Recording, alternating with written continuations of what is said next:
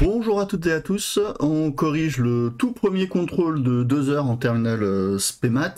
Donc il n'y avait qu'un seul sujet, donc là tout le monde avait le même sujet, donc on va commencer par l'exercice 1, qui était un exercice sur le raisonnement par récurrence. Donc on considère la suite UN définie par UN égale 1 tiers, et pour tout entier n supérieur ou égal à 1, UN plus 1 est égal à n plus 1 sur 3n, multiplié par UN. Donc ce qui explique que n ne peut pas être égal à 0, c'est pour ça qu'on commence avec n égale à 1.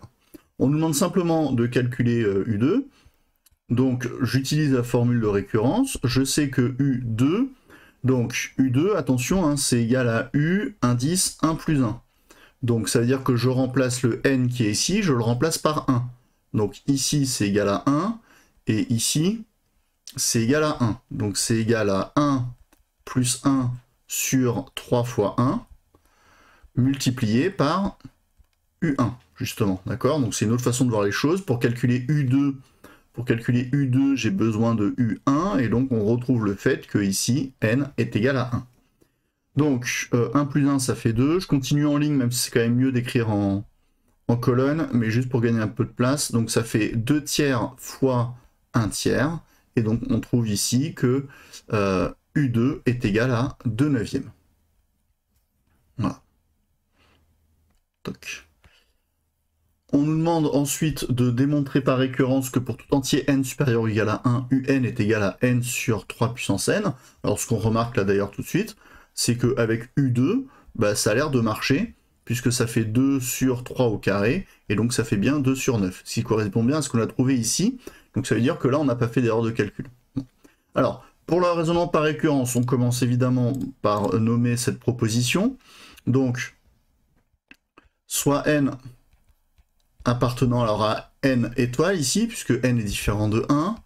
Donc on pose Pn, donc la proposition, on pose Pn, la proposition qui nous dit simplement que Un est égal à n sur 3 exposant n. Voilà. Et donc ce qu'on veut démontrer, c'est que cette proposition-là est vraie pour tout entier n supérieur ou égal à 1. Donc on commence par l'initialisation. D'accord, je peux même l'écrire ici. Donc on fait l'initialisation. Hop. Donc soit n égale 1, on commence à la première valeur de n, donc ici c'est 1, et puis on fait le calcul pour U1. Donc d'une part, U1 égale 1 tiers. Donc d'une part, U1 égale 1 tiers, et d'autre part, ce que je veux démontrer, c'est que c'est égal à 2 sur 3 puissance n. Donc ici, 1 sur 3 puissance 1, c'est aussi égal à 1 tiers. Donc on a bien, donc U1 est bien égal à 1 sur 3 puissance 1. Donc la proposition P1 est vraie. Donc on a initialisé notre proposition. Donc maintenant, on peut passer à l'hérédité. Et la première étape pour l'hérédité, c'est d'écrire l'hypothèse de récurrence. Donc supposons qu'il existe un entier k, supposons qu'il existe un entier k supérieur ou égal à 1, hein, qu'il existe un entier k supérieur ou égal à 1, tel que pk est vrai. Donc on précise tout de suite, autrement dit, si pk est vrai, ça veut dire que u indice k est égal à k sur 3 exposants k. Ça, c'est facile, hein. Je prends ici, j'ai un égale n sur 3 exposants n, donc je remplace simplement les n par k. Et on veut démontrer que pk plus 1 est vrai. D'accord, donc on veut démontrer que pk plus 1 est vrai. Donc autrement dit, ben, U indice K plus 1, et donc là je dois remplacer tous les K par K plus 1, donc ça nous donne simplement K plus 1 sur 3 exposants K plus 1. Voilà. Donc voilà ce qu'on veut démontrer. Donc maintenant il va falloir travailler là-dessus. Comment est-ce qu'on peut faire ça? On sait qu'à un moment donné, il va falloir utiliser cette hypothèse de récurrence, donc il va falloir utiliser UK. Mais ça tombe bien, parce qu'on sait que UK plus 1 est justement défini en fonction de UK. Donc, on sait que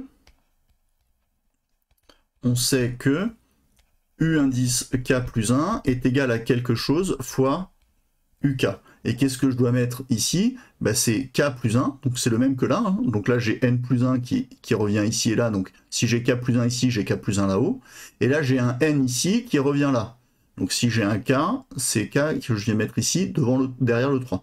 Donc je vais avoir K plus 1 sur 3 fois K. Il suffit vraiment d'appliquer la formule. Donc K plus 1 sur 3 fois K.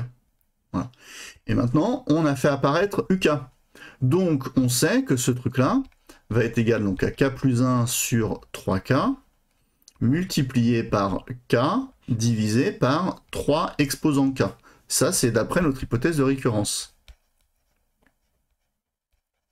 D'après l'hypothèse de récurrence. Hop. Et regardez comme les choses sont bien faites. C'est que ici, j'ai une multiplication par K au numérateur et au dénominateur. Donc je peux simplifier par K. Donc il me reste K plus 1 divisé par 3 fois 3 exposant K. Mais 3 fois 3 exposant K, par définition sur les puissances, donc UK plus 1, ça nous donne directement K plus 1 sur 3 exposants K plus 1. Et c'est terminé. On a bien démontré que si PK est vrai, alors PK plus 1 est vrai. C'est notre hérédité. Donc, PK plus 1 est vrai. Donc, on a justifié que P1 était vrai. D'accord? Donc, c'est l'initialisation. On a justifié que P1 était vrai. On a justifié qu'elle était héréditaire. Donc, d'après le principe de récurrence, ça, je vais reprendre, voilà. D'après le principe de récurrence,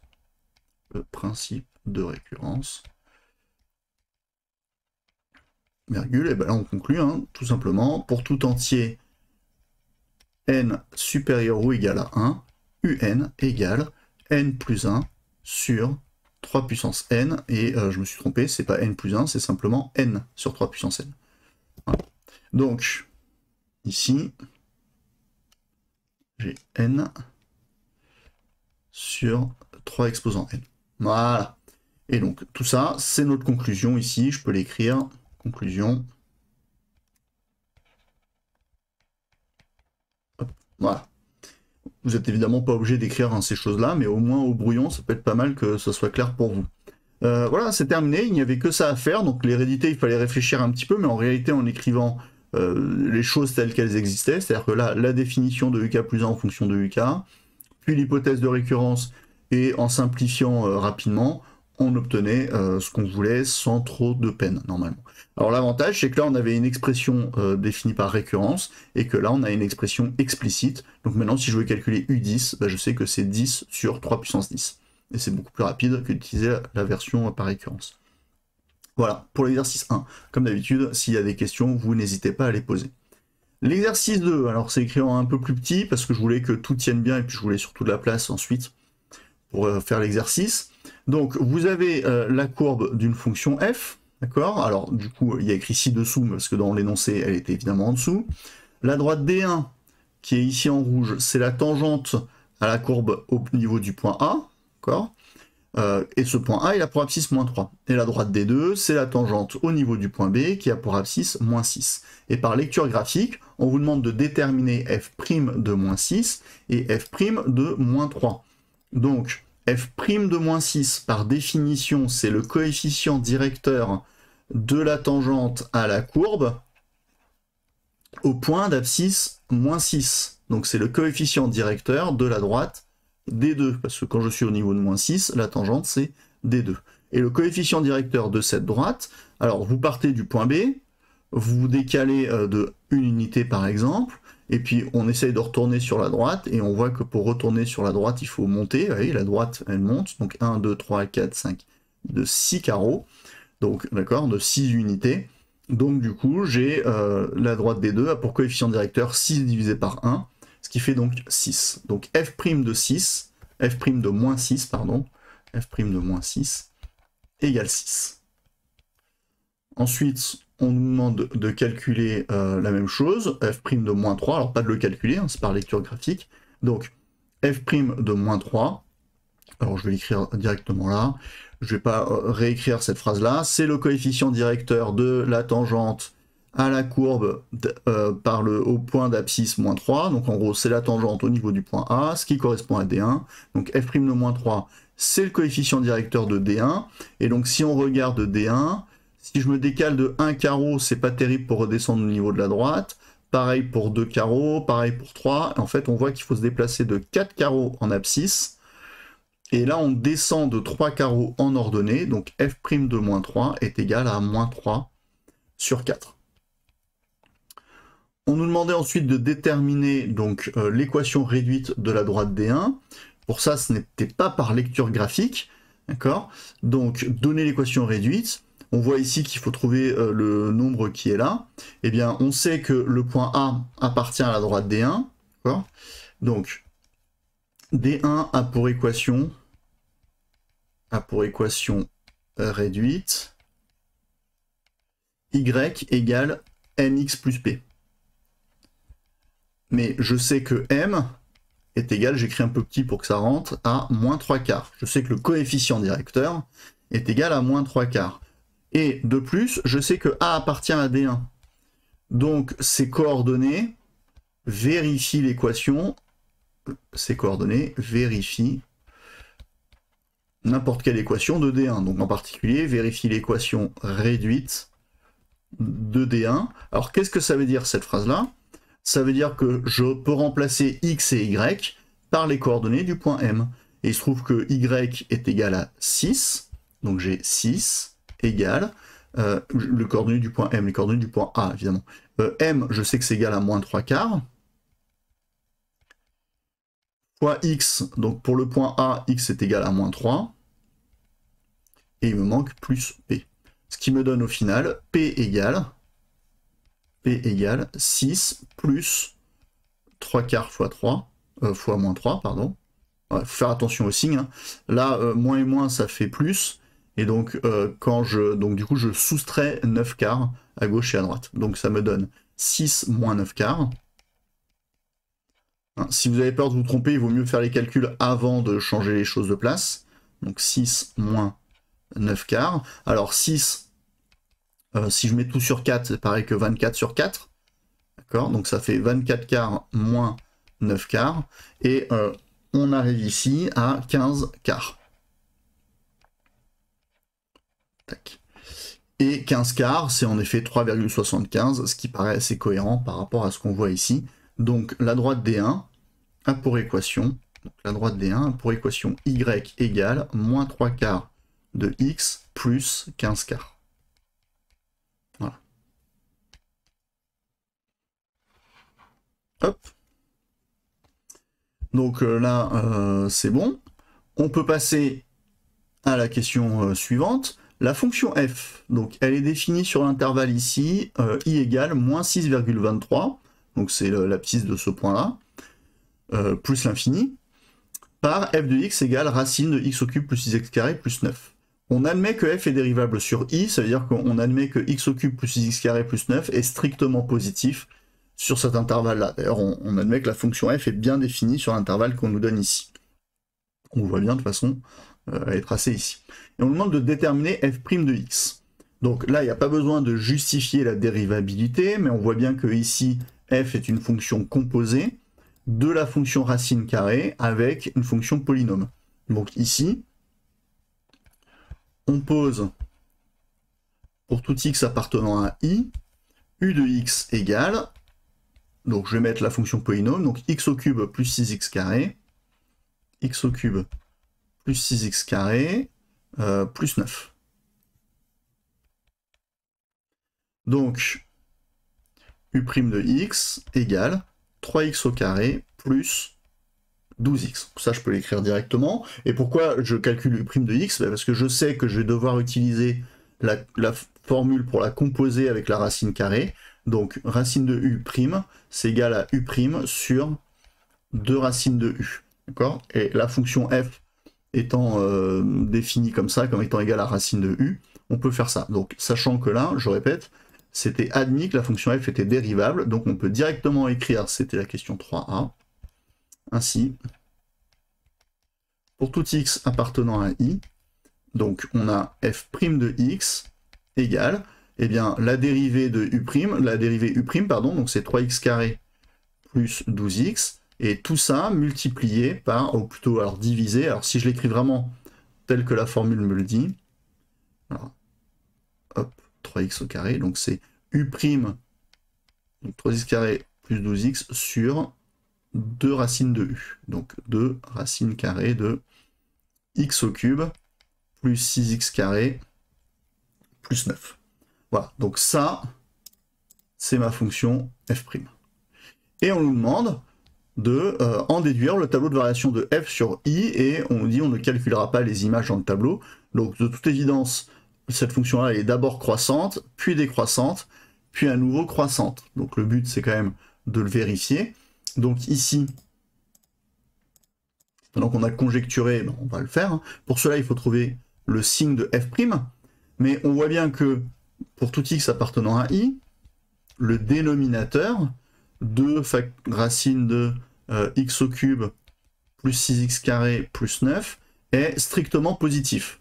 Sinon, il y aurait eu un problème de toute façon. Donc, f' de x a le même signe que 3x carré plus 12x. Voilà.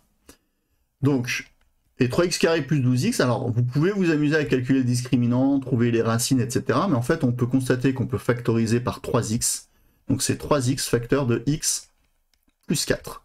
Et c'est beaucoup plus simple pour déterminer le signe. Donc f' de x a exactement le même signe que 3 facteur de x plus 4. Donc, je peux faire mon tableau. Donc je fais une ligne pour x. Je vais faire une ligne pour 3x. Je vais faire une ligne pour x plus 4, et tac, alors j'ai dit x, 3x, x plus 4, donc une ligne pour le produit, et donc qui correspondra à f' de x, et puis du coup la dernière ligne, donc tac, tac, tac, et la dernière ligne c'est les variations de f. Donc je peux faire ça comme ça, hop. On voit ici, on sait que là il y a deux racines, et ce qui tombe bien parce qu'il y a ici deux extrémums locaux. Je sais que ce truc-là est égal à 0 lorsque x égale à 0, lorsque x est égal à moins 4, hein, je vais l'écrire. Donc je vais avoir deux racines, une ici et une là. Tac. Donc, ce que j'ai dit, c'est que 3x facteur de x plus 4, c'est un produit. Il est égal à 0, un produit de facteur est nul si et seulement si au moins un des facteurs est nul, donc ça fait 3x égale 0, ou bien x plus 4 égale 0. Ce qui nous donne x égale 0, ou bien x égale moins 4. Alors si vous aviez calculé le discriminant, etc., bah, vous auriez trouvé un discriminant positif, et vous calculez les racines et vous trouvez bien ça. Mais vous voyez bien que là, c'est quand même beaucoup plus rapide. Donc l'intervalle i, c'était moins 6,23, ouais, c'est ça. De moins 6,23 jusqu'à plus l'infini. Bon, là, ça m'empiète un peu. C'est pas grave. Donc, la première racine, c'est moins 4. La deuxième, c'est 0. Donc, je prends 3x. Je prends x plus 4. Donc, 3x s'annule en 0. Et c'est d'abord négatif, puis positif.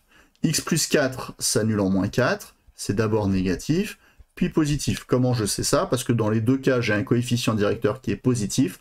Donc dans les deux cas, ça correspond à une fonction affine qui est croissante. Et si la fonction affine est croissante, elle est bien d'abord négative, puis positive. Et donc, au final, j'ai le signe de f' de x qui est d'abord positif, puis négatif, puis positif, ce qui s'annule deux fois. Et donc au niveau des variations de f, j'ai d'abord une fonction qui est ici croissante sur l'intervalle moins 6,23, moins 4, puis décroissante, puis à nouveau croissante. On nous a dit de ne pas calculer les racines dans le tableau, les images dans le tableau, donc je vais laisser ça comme ça. Et on constate que c'est bien cohérent. La fonction est croissante jusqu'à x égale moins 4, elle est décroissante jusqu'à x égale 0, puis elle est à nouveau croissante. C'est normal. Okay, pas besoin de faire plus de lignes que ça. Je sais que f' de x a le même signe que son numérateur, et le signe du numérateur, c'est simplement le signe du produit. Donc j'ai juste à écrire ça. Voilà, c'est la fin de cet exercice 2, qui était un petit peu plus complexe que l'exercice 1. Évidemment, là, c'était pour vérifier que vous aviez bien enregistré qu'un coefficient directeur de tangente, c'était un nombre dérivé, ou dans l'autre sens, le nombre dérivé en un point, ça correspond au coefficient directeur de la tangente. On est capable d'utiliser l'équation réduite et un point pour déterminer le coefficient directeur et un point pour déterminer toute l'équation réduite. Et puis là, après, on avait un petit calcul, une fonction composée, avec un signe de dérivée, etc. Donc c'était assez classique.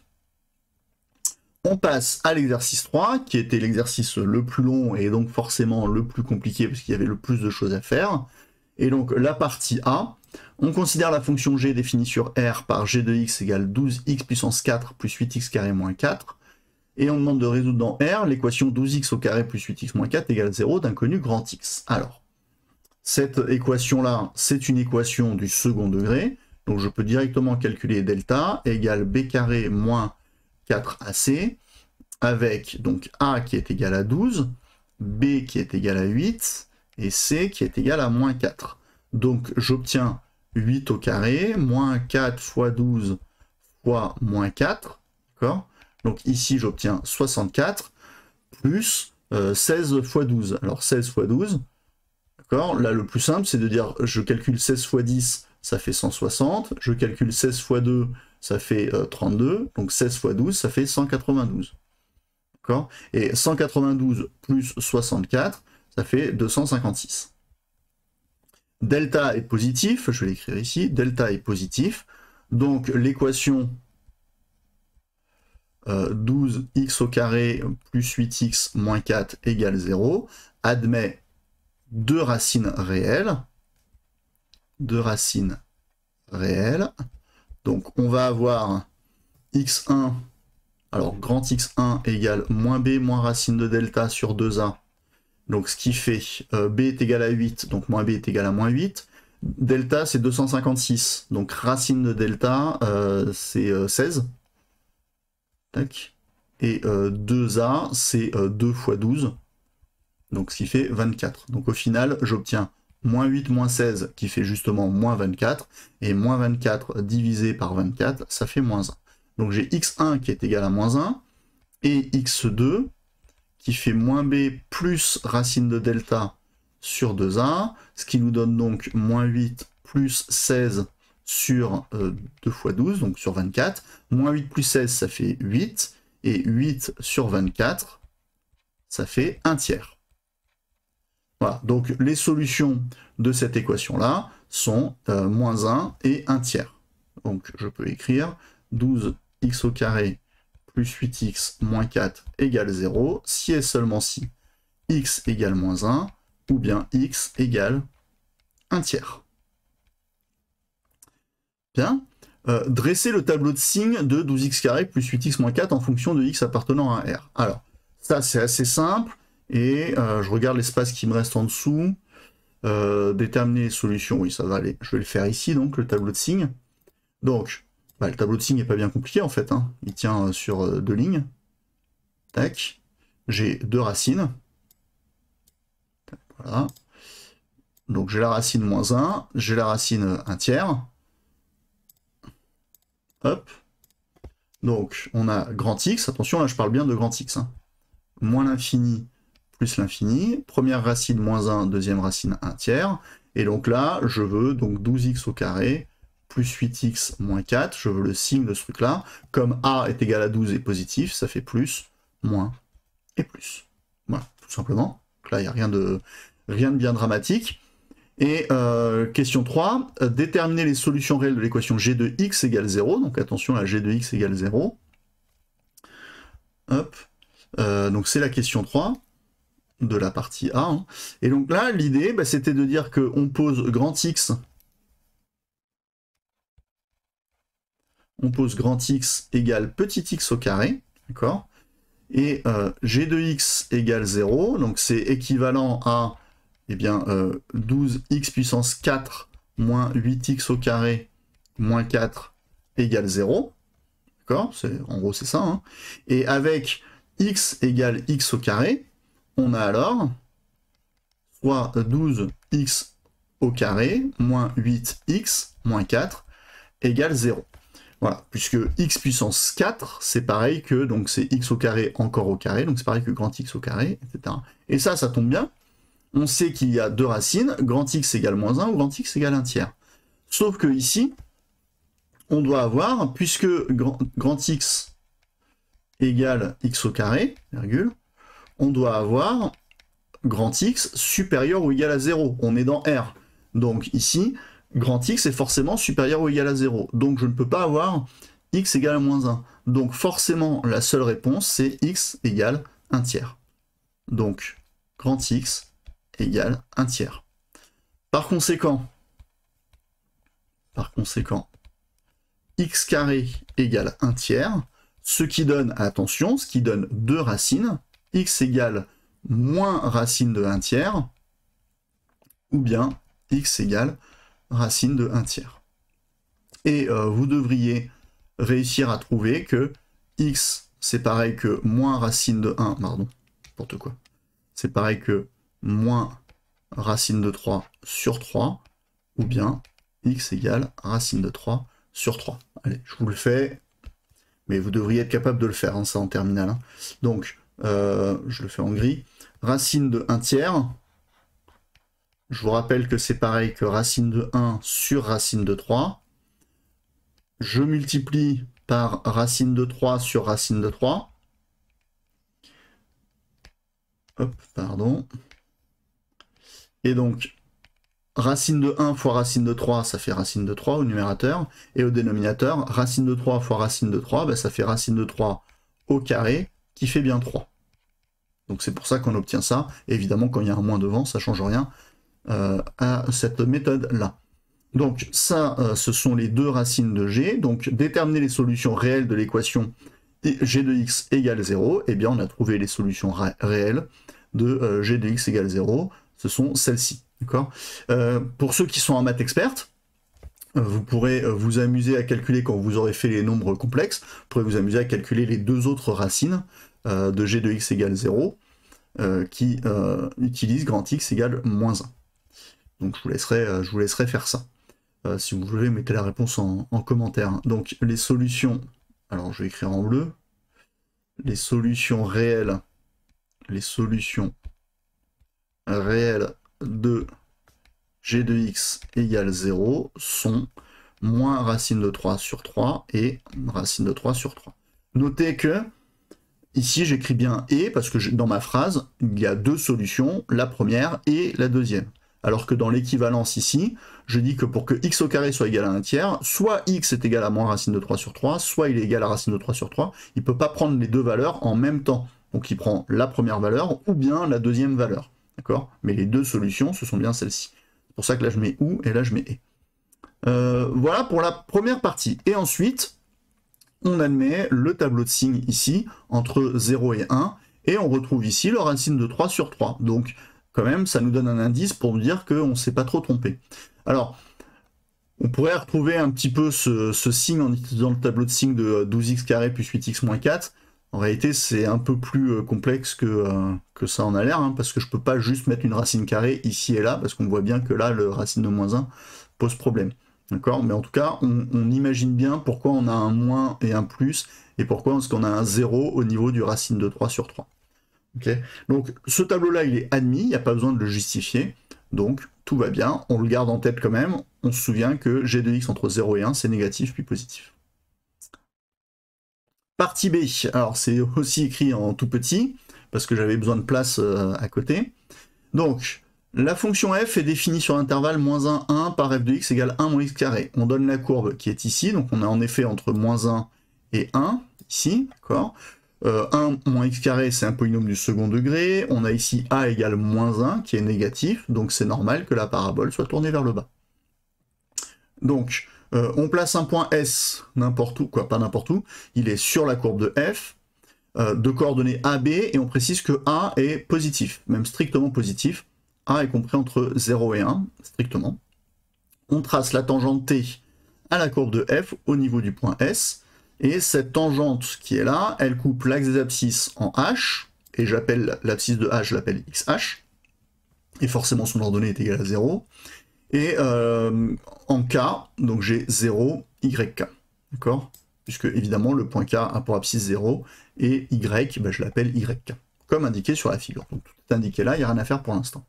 Le but de cette partie est de déterminer l'abscisse du point S pour que l'aire du triangle OHK soit minimale.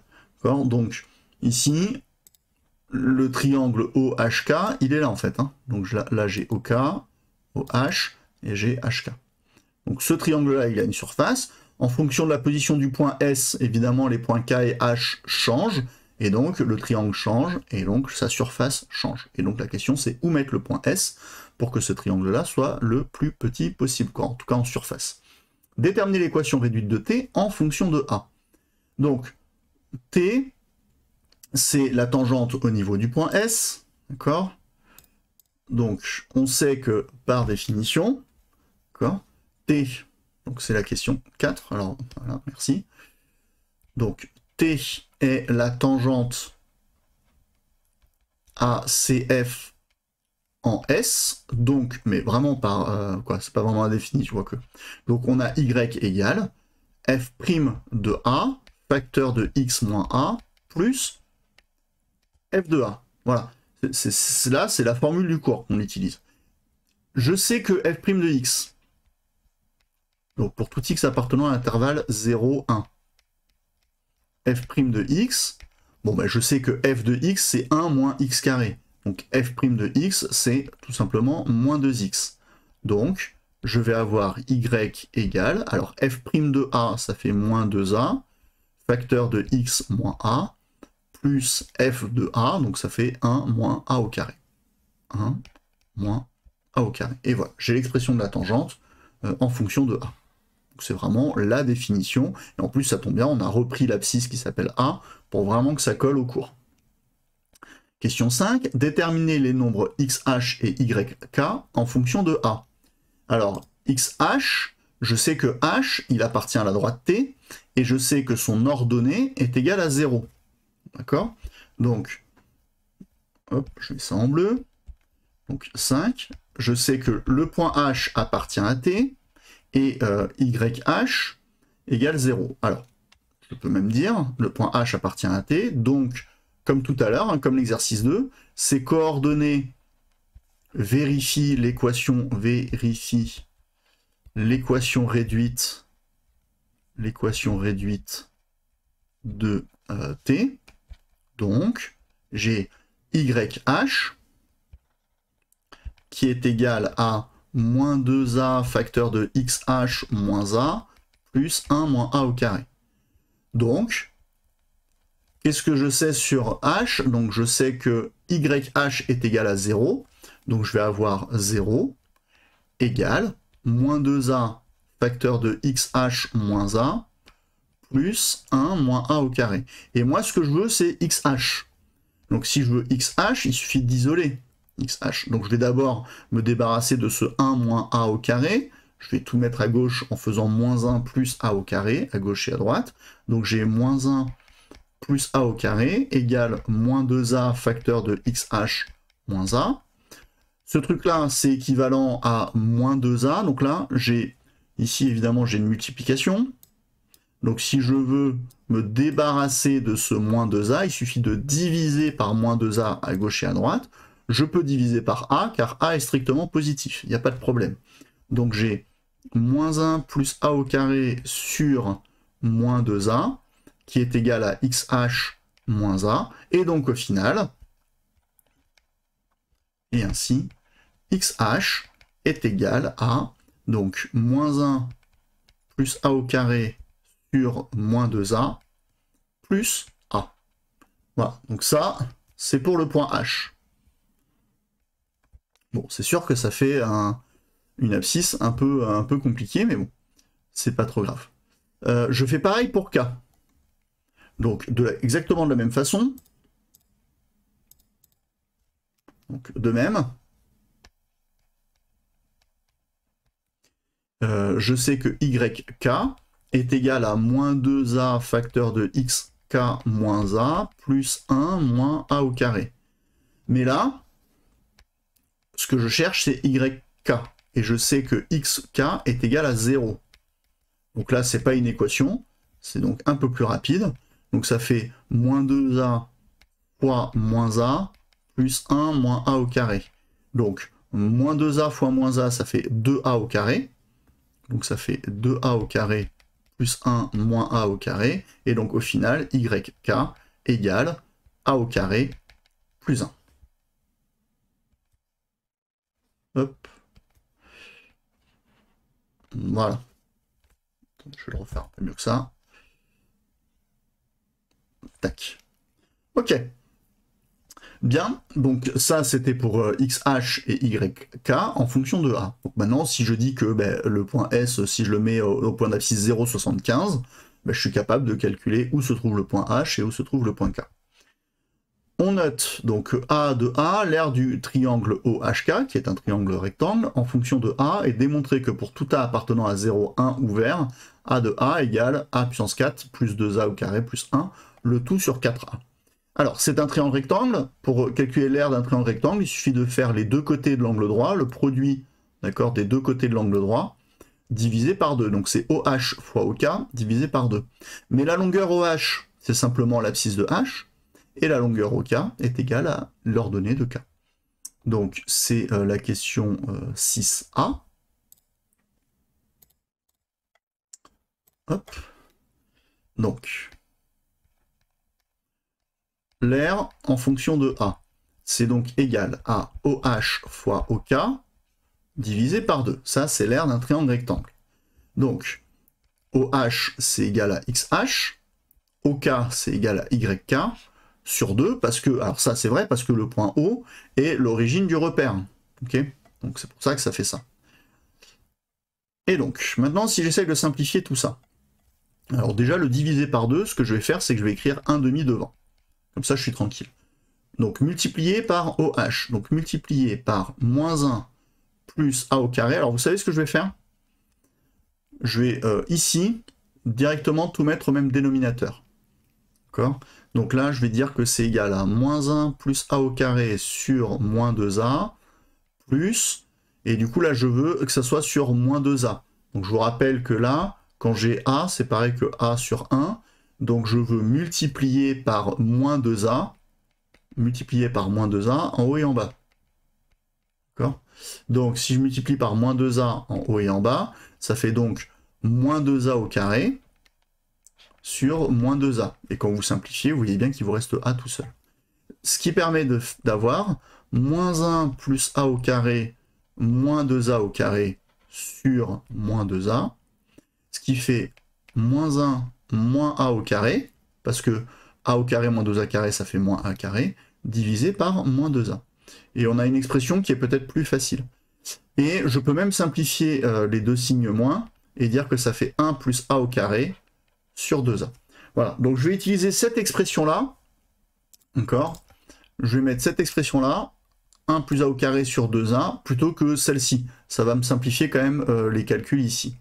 Donc, hop. Ici, donc tous ces calculs que je viens de faire là à l'instant, tous les calculs que j'ai fait ici, j'aurais pu les faire dans ma parenthèse là. Hein. Mais bon, là c'est quand même plus facile comme ça. Donc j'ai 1,5 de OH fois OK. Donc ça va faire 1 plus A au carré sur 2A. Et YK, c'est A carré plus 1. Bon, donc au final, c'est égal à... Donc au numérateur, j'ai 1 plus A au carré fois A au carré plus 1. Ah bah au final, c'est A au carré plus 1 au carré. Mais bon, alors, pour pas trop vous embêter avec l'identité remarquable, je vais l'écrire comme ça. Donc j'ai 1 plus A au carré multiplié par A au carré plus 1. Évidemment, le fois 1 qui est ici, je ne l'ai pas réécrit. Hein. Mais j'ai 1 fois 1 plus A au carré fois A au carré plus 1. Donc j'ai laissé le fois 1. Et au dénominateur, j'ai 2 fois 2A. Et 2 fois 2A, ça fait justement 4A. Et 4A, ça tombe bien, c'est le nombre qu'on a ici. Donc, ici maintenant, ce qu'on remarque, c'est que je vais faire un double développement. Donc je fais ça fois ça, ça fois ça, et puis ensuite, je vais faire ça fois ça, et puis ça fois ça. D'accord? Vous pouviez utiliser l'identité remarquable. Hein. Donc on obtient donc la première flèche rouge, 1 fois A au carré, ça fait A au carré. La deuxième flèche, 1 fois 1, ça fait 1. Ensuite, on a a au carré fois a au carré, et bien ça fait a puissance 4. Et enfin, a au carré fois 1, qui fait a au carré. Et tout ça divisé par 4a. Et ce qui nous donne au final a puissance 4. Ensuite, j'ai a au carré plus a au carré, bah, ça fait bien 2a au carré, plus 1 sur 4a. On vérifie. A puissance 4 plus 2a au carré plus 1, c'est exactement ce qu'on a. Et évidemment, ça, j'aurais dû l'écrire dès le début, mais c'est valable pour tout réel a appartenant à l'intervalle 0,1. Et c'est bien important d'écrire que a est différent de 0, puisque là, on divise par a. Et voilà, donc on obtient notre expression. Alors ça peut paraître compliqué comme ça, mais en fait, vous voyez, c'est juste des multiplications de fractions. Hein. Donc c'était quand même gérable. Bon, maintenant, cette question-là, cette question 6a, dépendait fortement de la question 5.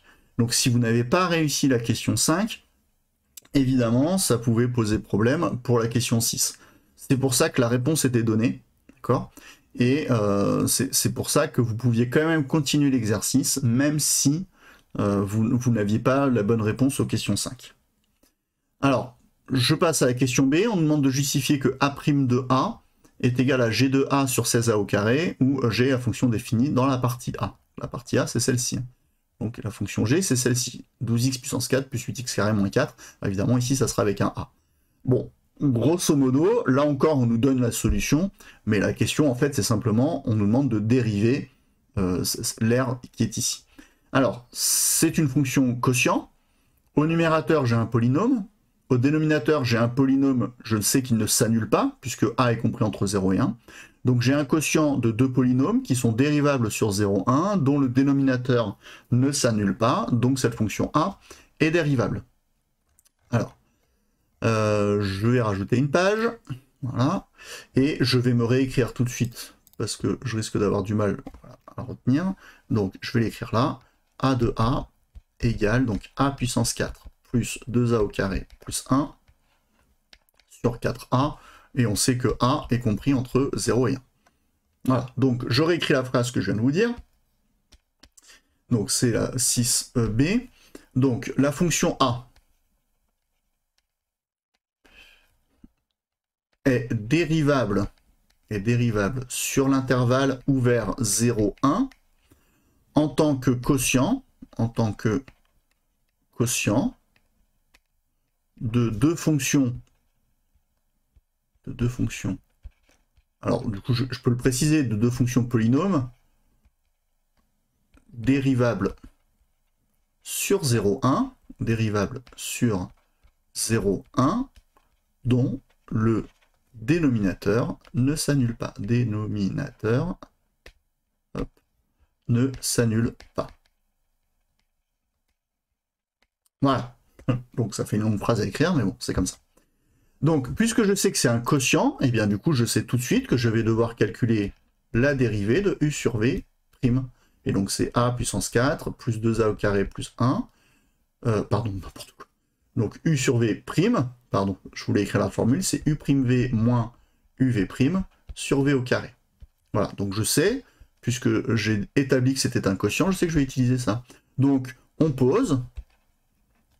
Pour tout x appartenant à l'intervalle 0, 1, alors comme c'est des polynômes, en réalité, on aurait pu être sur tout R, sauf 0, évidemment, on ne peut pas être sur 0 parce qu'on divise par 4a, mais là, vraiment, on se contente de l'intervalle donné par l'exercice. Donc, on pose u de x égale, je vais l'appeler u de a, égale a puissance 4 plus 2a au carré plus 1, et v de a, c'est tout simplement la fonction affine 4a. Donc, on va avoir u' de a qui est égal, alors la dérivée de a puissance 4, c'est 4a au cube, la dérivée de 2a au carré, c'est 2 fois 2a, donc ça fait 4a, et puis v' de a est égal à 4. Donc là, c'était quand même des fonctions qui étaient assez simples à dériver, donc on a juste à appliquer la formule. Donc pour tout, pour tout a, du coup, je vais mettre, donc pour tout a appartenant à l'intervalle 0, 1, donc a' de a égale, donc u' fois v, donc 4a au cube plus 4a fois v, donc fois 4a, moins u fois v', donc a puissance 4 plus 2a au carré plus 1 fois 4 divisé par V au carré, donc divisé par 4A, le tout au carré. On fait le calcul de tout ça. Ça nous donne 4A au cube fois 4A. Donc ça fait 16A à la puissance 4. Ensuite, je fais 4A fois 4A, donc ça fait 16A au carré. Après, on a un moins devant la parenthèse, on fait bien attention, et on multiplie par 4. Donc en gros, ça fait moins 4A puissance 4. Moins 4 fois 2, 8A au carré, moins 4 fois 1, 4. Et 4A, le tout au carré, c'est 4 fois 4, 16, et A fois A au carré. Là, cette fois-ci, sans parenthèse. Pourquoi est-ce que je développe, alors que normalement, on ne développe pas au numérateur, au dénominateur? C'est juste que je veux retomber là-dessus, sur le 16A au carré. Donc là, déjà, c'est une bonne nouvelle, je sais que je suis sur la bonne piste. Et ensuite, eh bien, on constate ici que j'ai un 16A puissance 4 moins 4A puissance 4, donc ça fera bien 12A à la puissance 4, et ici j'ai un 16A au carré moins 8A au carré, ce qui va nous donner 8A au carré, justement. Donc égal, donc on a dit 16 moins 4, 12A puissance 4, plus 8A au carré, moins 4, sur 16A au carré. Et donc, qu'est-ce que c'est que 12A puissance 4 plus 8A moins 4? Eh bien, justement, hop, c'est ça. 12A puissance 4 plus 8A moins 4, plus 8A au carré moins 4, c'est exactement G de A. Donc ça, c'est égal à G de A sur 16A au carré. Et c'est terminé. Voilà. Donc ça se finit ici. D'accord. Et donc maintenant, quand on reprend, on a bien ça. Et dresser le tableau de variation de A sur intervalle 0,1 et répondre au problème posé, eh bien on connaît le signe de G de A. On le connaît grâce à ça. Et on sait que 16A au carré est toujours strictement positif. Donc là c'est bien, j'ai suffisamment de place. Donc question 6C. Donc 6C. Donc pour tout A appartenant à l'intervalle 0,1, 16A au carré est strictement positif. Donc A', j'ai oublié le prime ici, A' de A du verbe avoir, hein, le même signe que G de A. Donc du coup c'est facile. Hop, on fait notre tableau de signes. J'ai directement, hop, ça. Alors là, il faut bien faire attention. On est sur 0,1 ouvert. Hein.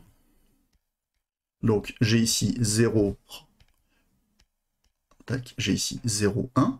Et je sais que la racine de G de A, c'est racine de 3 sur 3. Donc ça s'annule ici. Donc ça, c'est petit a. Donc là, j'ai A' de A. Je pourrais écrire G de A, mais je sais que G de A et A' de A ont le même signe. Et ici, j'ai la fonction A. Et on fait bien attention, on ne veut pas que A soit égal à 0. Alors, non seulement on ne veut pas, mais en plus, on ne peut pas. Et pareil ici. Hop. Alors, en réalité, là, c'est pas vraiment une valeur interdite, puisque je peux diviser par 1. Mais comme on est sur l'intervalle 0,1, bon, là, en réalité, je pourrais l'enlever, la valeur interdite. On va faire ça comme ça. Mais par contre, en 0, j'ai pas le choix, je suis obligé de la garder. Donc, là, je recopie le signe de G. Je sais que G est d'abord négative, puis positive, ce qui fait donc que la fonction A est d'abord décroissante, puis croissante. Et ça tombe bien, puisque la fonction A, on cherchait son minimum, on cherche l'aire minimale. Donc ça tombe bien, il y a ici un minimum. Okay, donc l'image de 1, en réalité, on ne peut pas la calculer, puisque A est différent de 1. Mais si vous regardez bien ce qui se passe, quand S il est égal à 1, en fait, alors la tangente, elle n'est pas vraiment verticale, mais le point H, il est au niveau de 1 aussi, et le point K, il va assez loin, donc ça ne nous intéresse pas, en fait, que S soit égal à 1. Mais, a priori, si j'applique la formule ici, si je remplace A par 1, ça me fait 1 plus 2 plus 1 sur 4. D'accord ? Donc je suis quand même capable, en fait, de calculer ici l'aire. Toc. Et ici, bah, en fait, il faut g de racine de 3 sur 3. Alors je reviens sur l'énoncé, pardon, je fais des allers-retours. Donc dresser le tableau A sur 1 et répondre à la question, au problème posé. Le problème, c'est le but de cette partie est de déterminer l'abscisse de S pour que le triangle soit minimal. On demande uniquement l'abscisse. D'accord? Donc ici, donc à cet endroit-là, on a l'aire de racine de 3 sur 3. D'accord? Donc, bah, pour répondre au problème, donc le triangle OHK est d'aire minimale lorsque l'abscisse de S est racine de 3 sur 3. En réalité, on avait la réponse à la question depuis le début, depuis l'analyse là ici de la fonction g. Et voilà, c'est terminé. Donc ce problème-là était évidemment un problème assez long, mais plein de petites choses à faire qui étaient réalisables. Donc même si tout n'est pas réussi, c'est pas grave. L'idée, c'est de regarder tout ce que vous avez réussi à faire. Ce que vous n'avez pas réussi à faire, il faut essayer d'expliquer pourquoi vous n'avez pas réussi à le faire. D'accord ? Et puis il faut reprendre les calculs les uns après les autres. Il y avait quelques calculs un petit peu techniques, mais pas vraiment de réflexion pure. D'accord ? Donc voilà, donc vous réfléchissez bien à cette correction, vous la refaites, vous refaites le travail, et vous venez me voir s'il y a des questions. Voilà, à très bientôt. Au revoir.